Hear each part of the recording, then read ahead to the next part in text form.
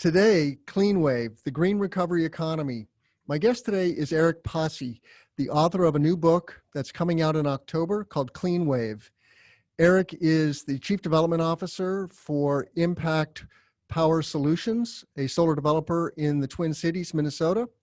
Welcome to the Solar Podcast, Eric. Thanks for having me, Tim. I'm excited to be here. I love your content, and I am just happy that I was able to join you.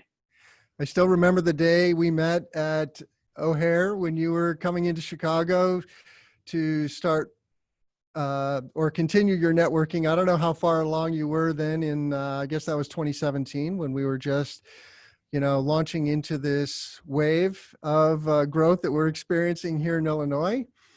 So these waves, the wave is a great analogy for what is going on in the green economy.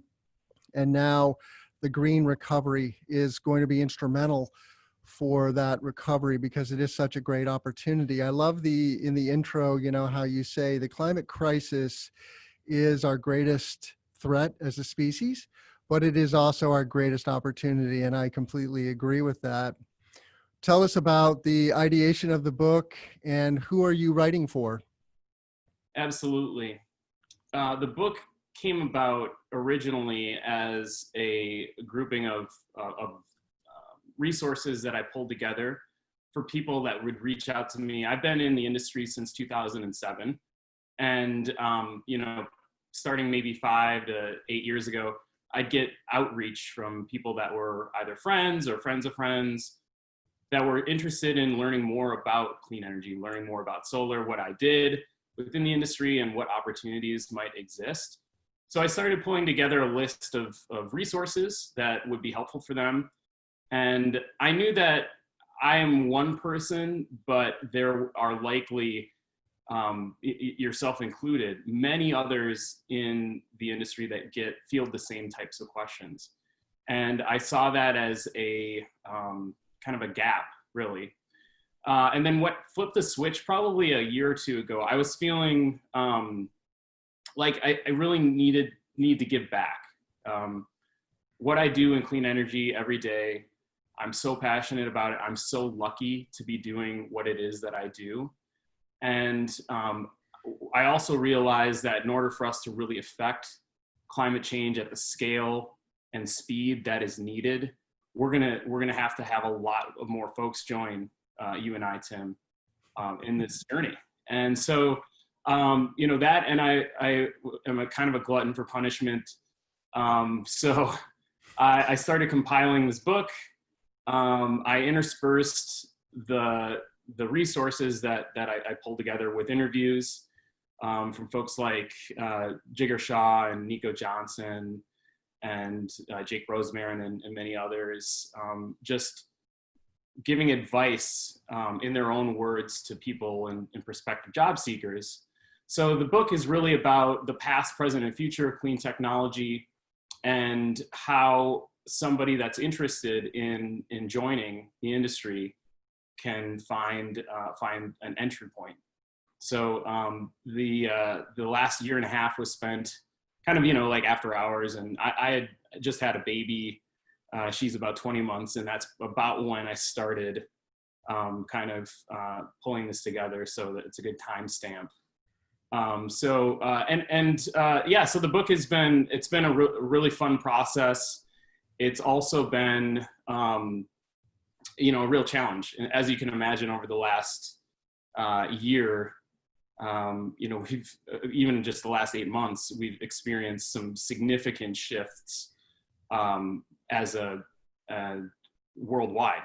And so I had to go back to the book and update some of the content related to COVID, and then also related to racial justice. And so myself living in the Minneapolis area, I lived in Minneapolis for 10 years and just recently moved to a suburb.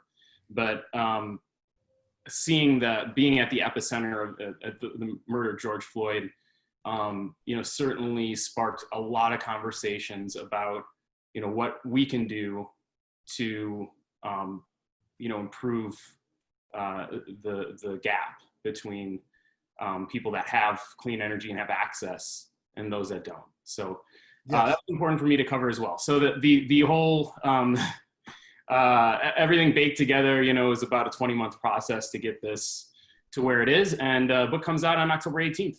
And I'm super excited to share it with everybody. Yeah, I was looking on Amazon just before we got on to the interview, and it is now available for pre-order on Amazon. So I'm sure it's available other places. You also have a website, right, for the book. What is the website? CleanWaveBook.com.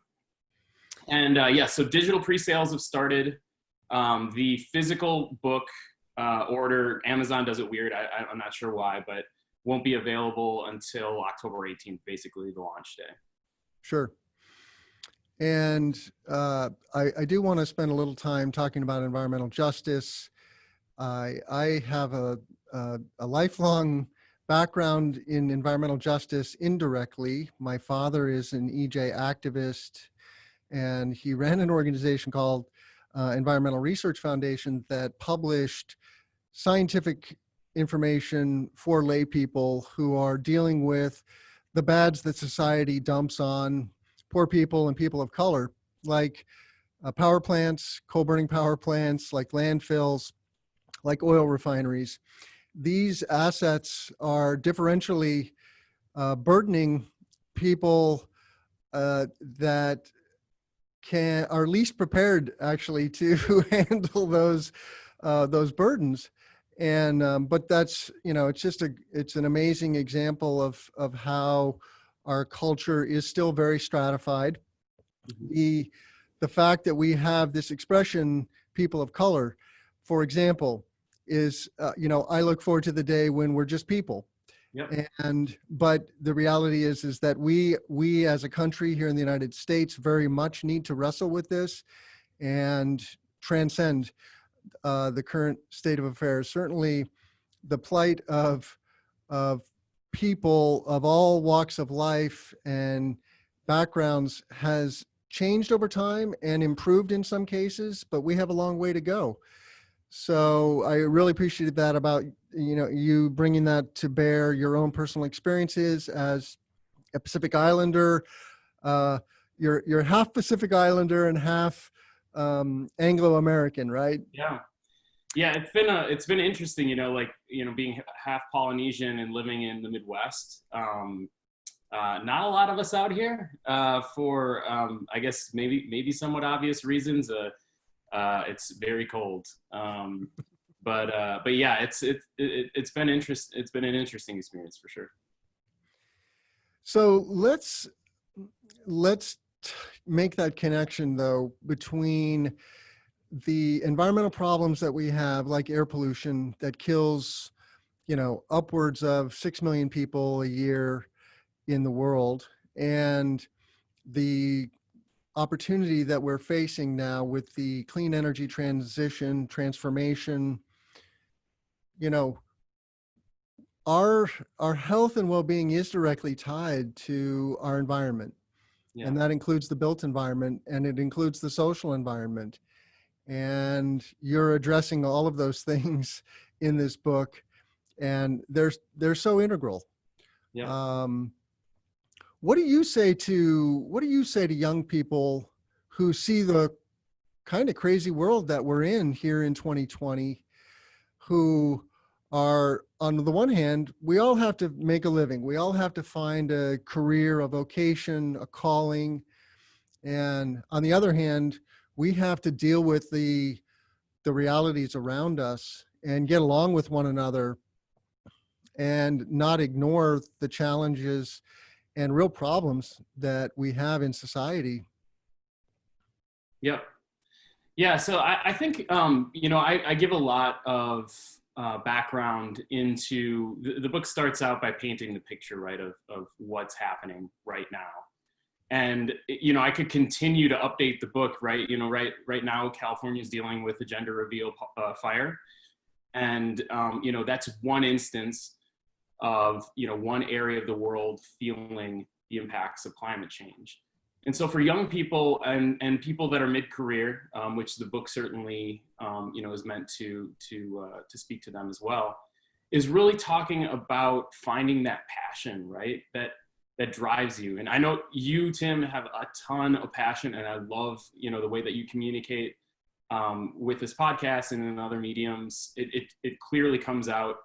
And I think that when young people are looking at kind of doing a self-assessment, what really drives you, and if climate change and doing something about it drives you, then, that's step one. What within that movement then is your calling? And so for me, that was solar energy. And mainly because I'm kind of like a closet nerd, I love math, I love science, I love technology, and the speed at which, our industry moves, it's just, there's never a dull moment. So I'm super excited about getting up every day and getting after it to achieve my goals.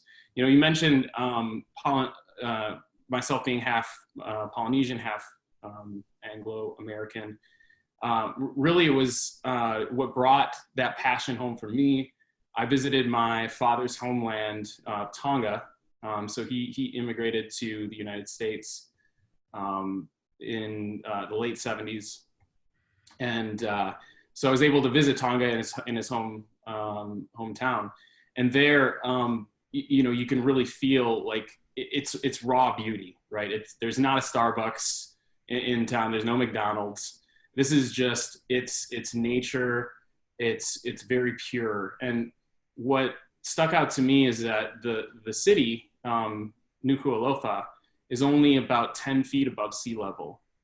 And so understanding kind of the climate crisis as it is, know that it's at severe risk for climate disruption. And so that is a fire within me that burns to make sure that when I wake up, I'm doing whatever I can to affect that, to try to do what I can in that regard. So I think people finding similar stories or motivations within themselves is really what kind of steps people up into finding that career and that calling that exceeds just getting up and getting a paycheck. So it's things like that. I talk about it in the book also.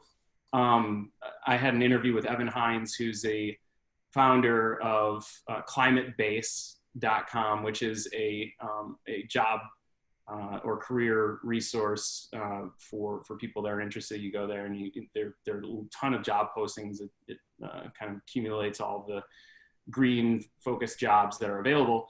And he was telling me about this concept called ikigai. And that is a Japanese word. And it means, loosely translated as your reason for waking up in the morning. And so the concept is really interesting. And I think it kind of, there are other cultures that have similar ideologies, but it's kind of, if you can visualize three circles, one circle represents what you're good at. One circle represents, exactly, there you go. One circle represents your passion, and then what you can get paid for. And so, yes, exactly. So, and in the middle is what you can, where your true calling is. And so I implore folks to think about that, and potential job seekers to think about that in their journey, and where can you fit in. So yeah, I've never seen this framed quite this way, but this is a lovely diagram, and it'll help anybody find their passion. I love the outer circle, what you love, what the world needs, what you can be paid for, and what you are good at.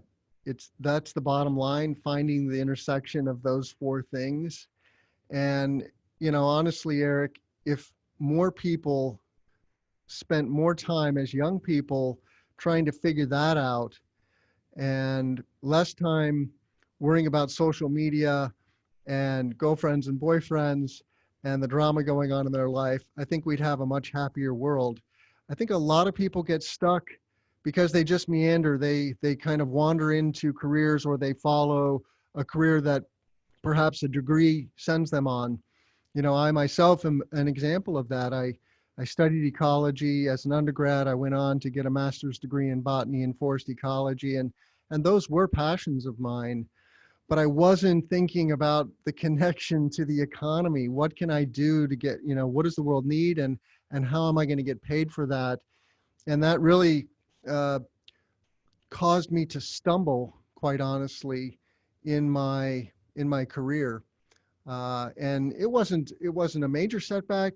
It just slowed me down, and I would have been better finding finding my way to the intersection of energy and the economy much faster, because that is, as you and I work in the solar industry, which is booming right now, and there's many other industries within the clean economy that are also booming, which we can talk some more about those various industries. But so now I truly have arrived, and it wasn't until I was in my 50s that I got into the solar industry full time.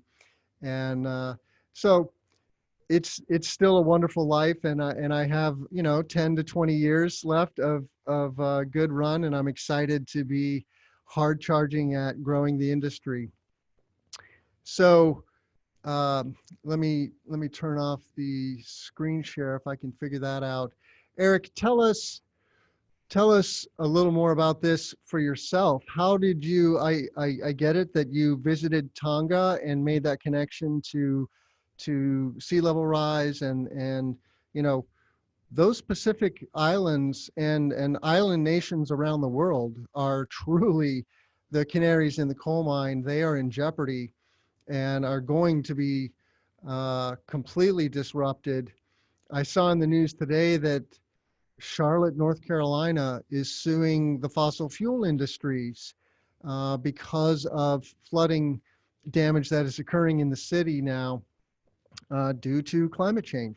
So it is also right here at home. I don't want to pretend that it's only island nations that are directly impacted. We see the record hurricane season that we're having, for example. We see the fires in California. There's a myriad of canaries in the coal mine going on. But tell us more about your journey. Yeah, so I mentioned that I started in the industry in 2007.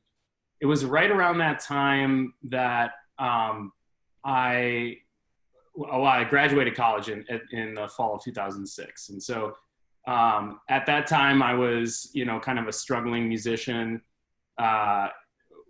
wannabe rock dude, and love that lifestyle, when you're in your early 20s. But I kind of saw the writing on the wall that, my music was just kind of barely better than mediocre. So probably best to explore some other opportunities. And I was passionate about music. I still am passionate about music, but I really was searching then for something else. And at that time, the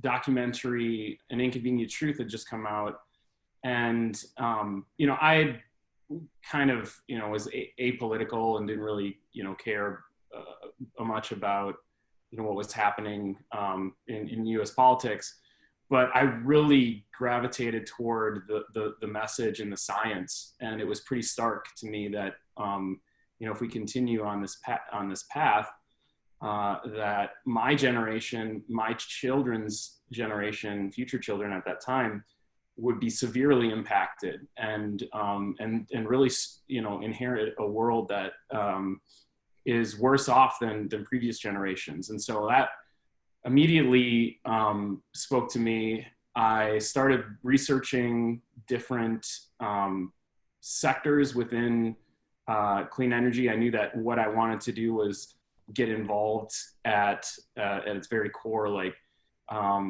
doing things related to clean energy. So I saw that as the wave of the future, and a way for me to have a positive impact. Sent out my resumes to probably a couple dozen different companies. IPS was the only one to call me back at that time. It had been in existence for about 15 years.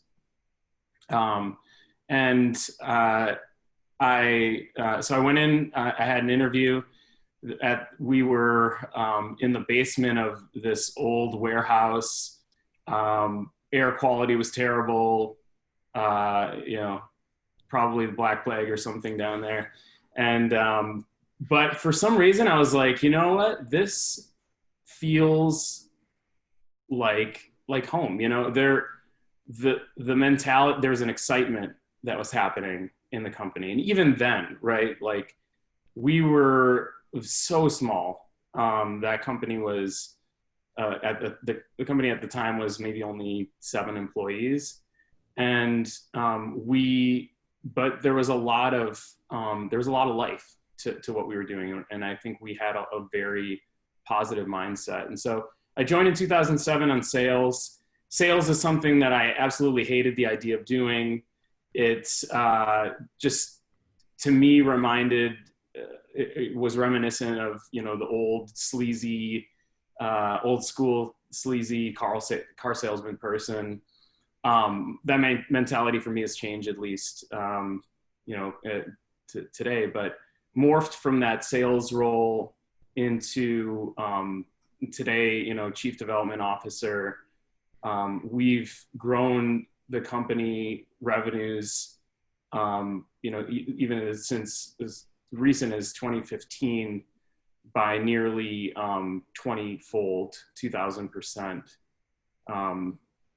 And it's been a wild ride. It's been a ton of fun to see the evolution of doing, 2-panel systems and 2 kilowatts to multi-megawatt systems. And it's something that I am deeply honored to do. Like I mentioned, I'm so thankful to do what I do every day. And again, this book is kind of a way for me to give back.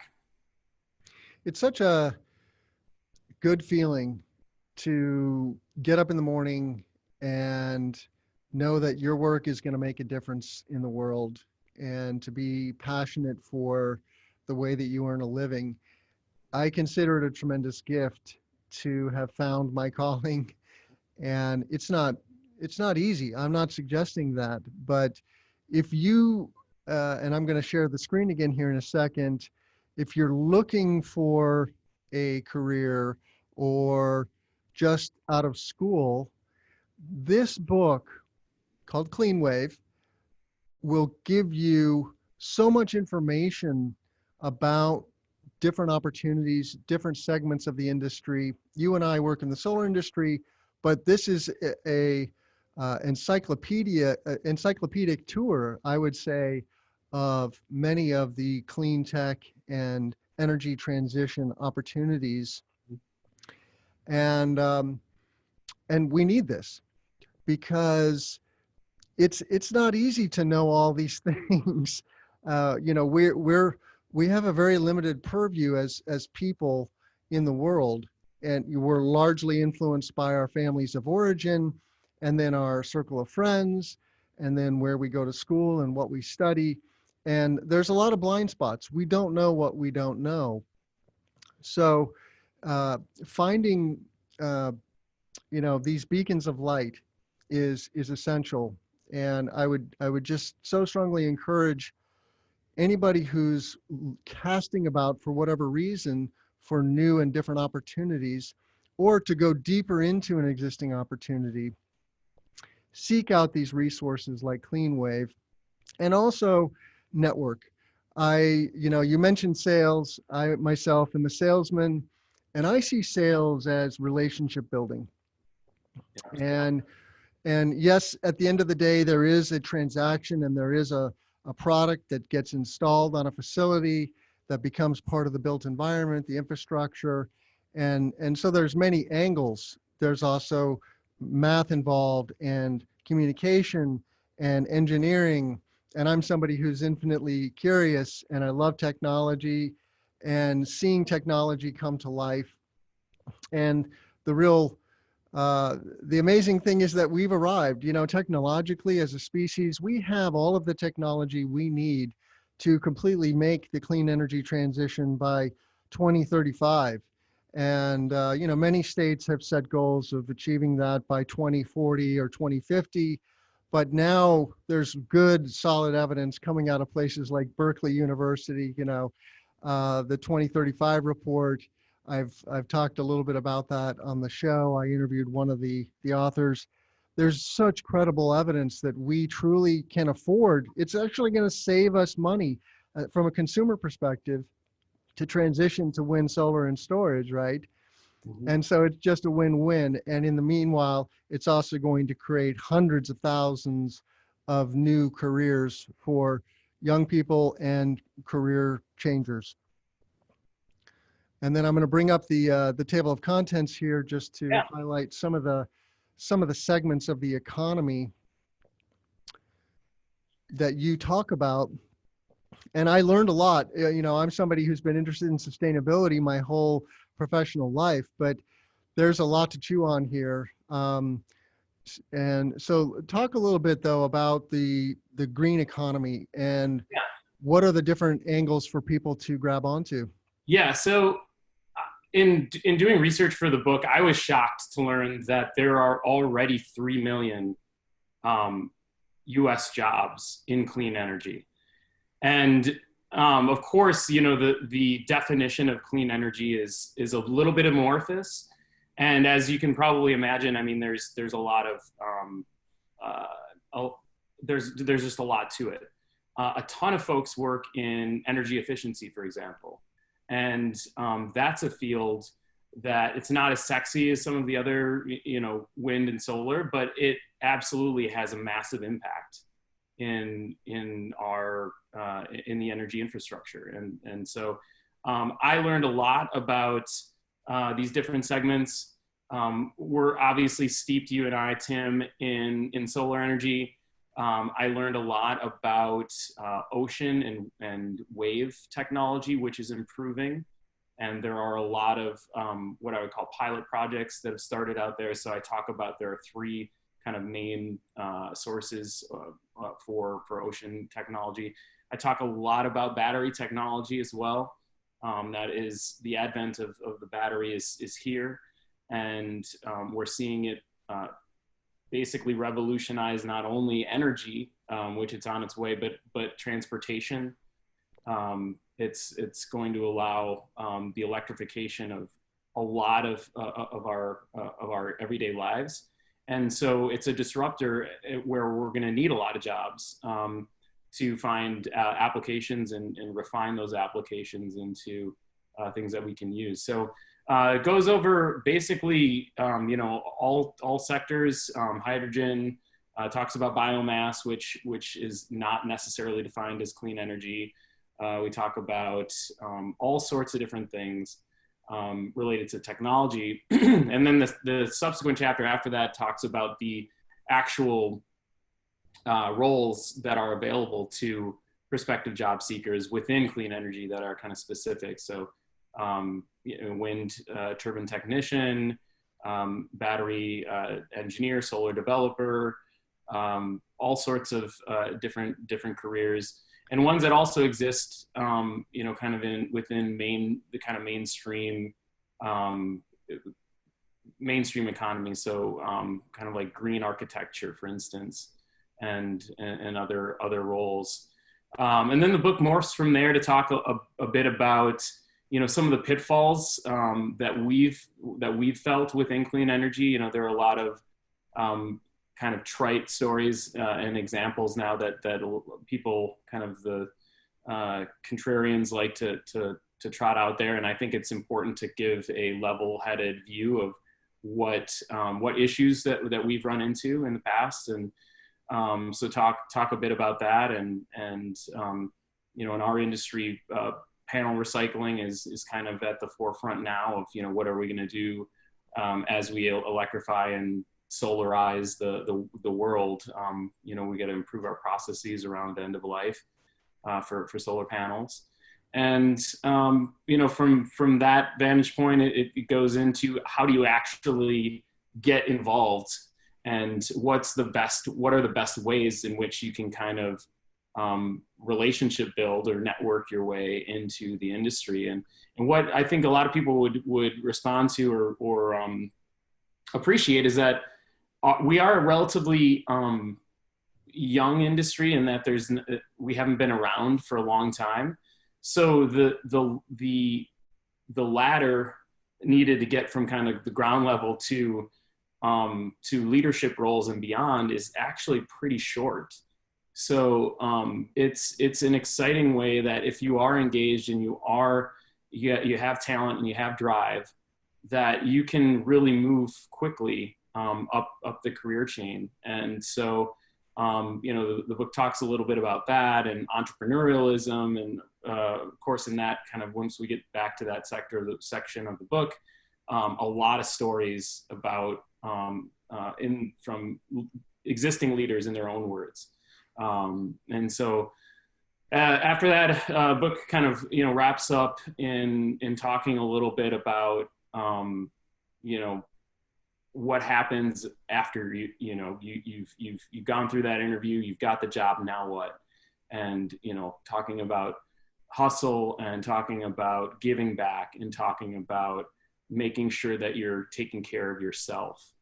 And then a little bit about my story too. So it's, I tried to make, it's very clear, right? Like, so the book starts off with some, background.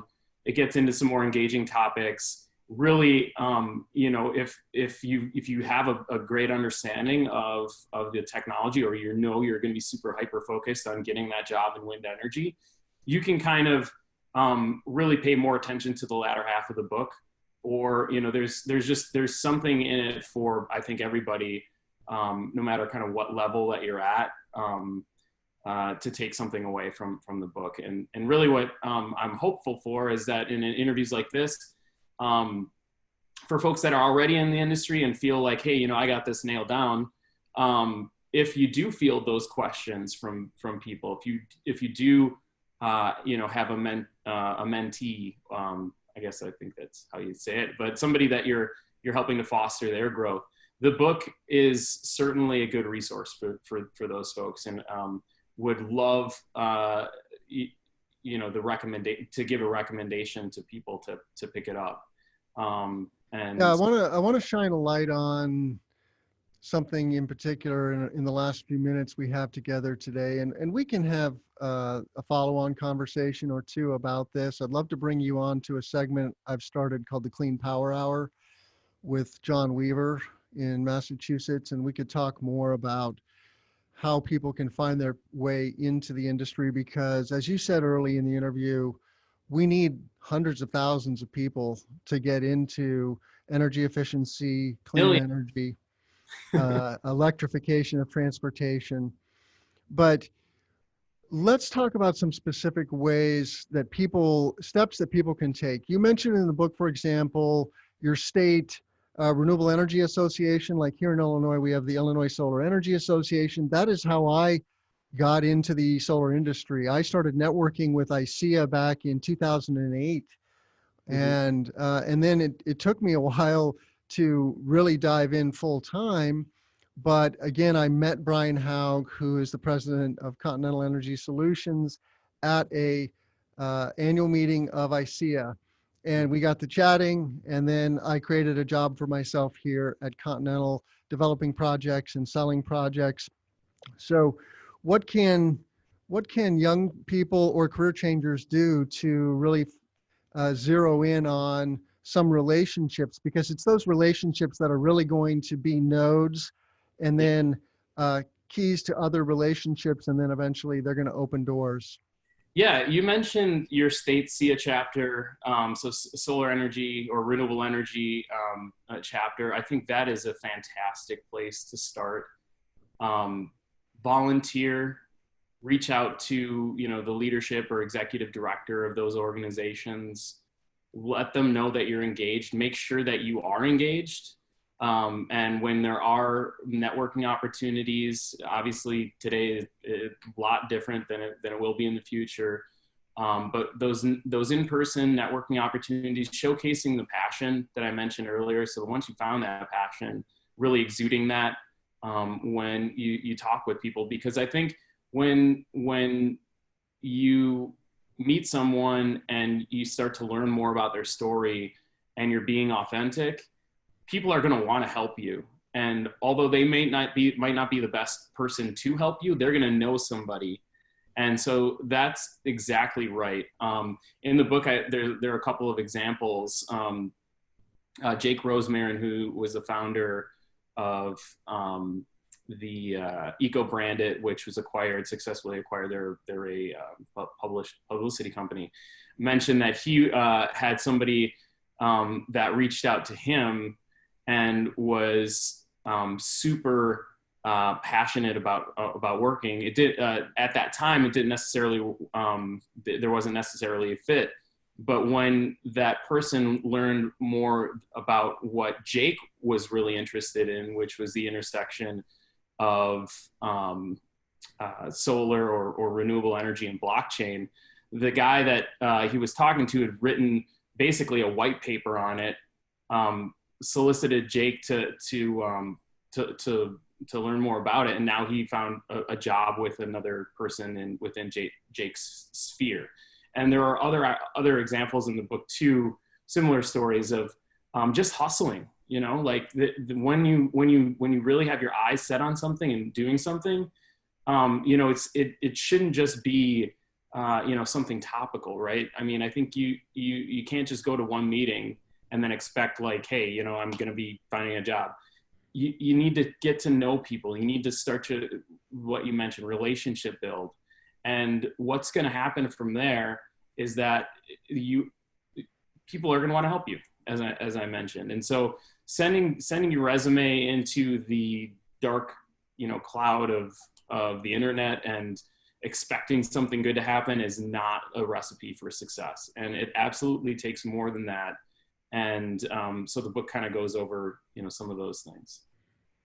Yeah, I happen to have been a recruiter for 5 years as well.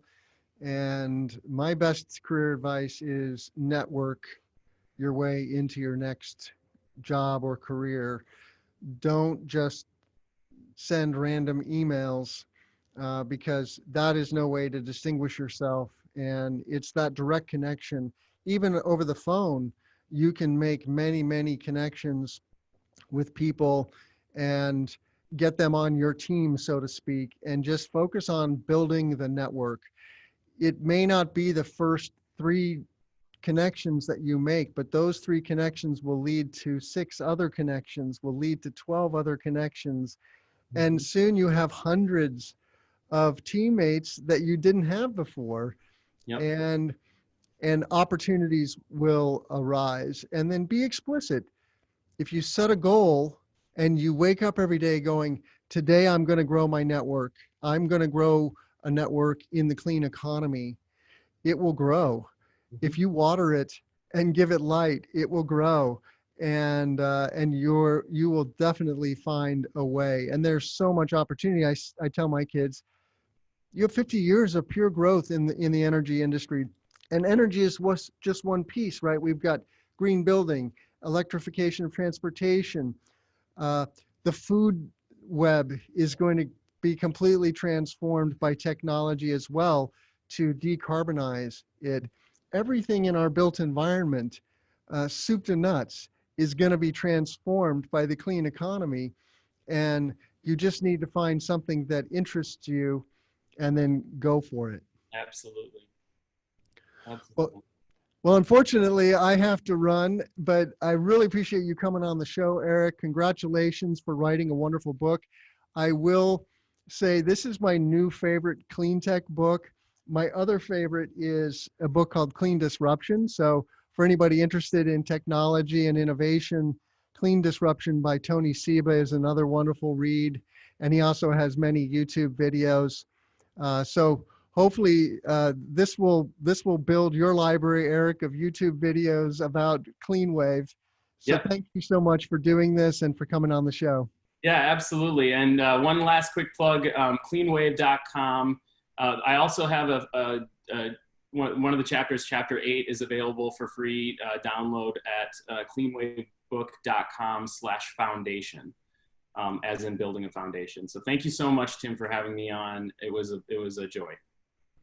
Thanks for listening, everybody, and have a great day. Let's grow solar.